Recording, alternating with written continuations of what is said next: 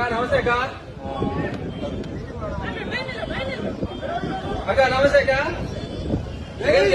అంటే 2011లో పార్టీ పెట్టినప్పటి నుంచి జగన్మోహన్ రెడ్డి గారు మా కోసం తిరుగుతానే ఉన్నాడు. మా ఈ సమస్యలు ఏమున్నా మా కోసం వచ్చినాడు, విన్నాడు, మా సమస్యలు విన్నాడు, నేను ఉంటానని చెప్పినాడు. చెప్పిన మాట ప్రకారం జగన్మోహన్ రెడ్డి గారు మాకు అన్ని చెప్పిన ప్రతి ఒక్క హామీ నెరవేర్చినాడు.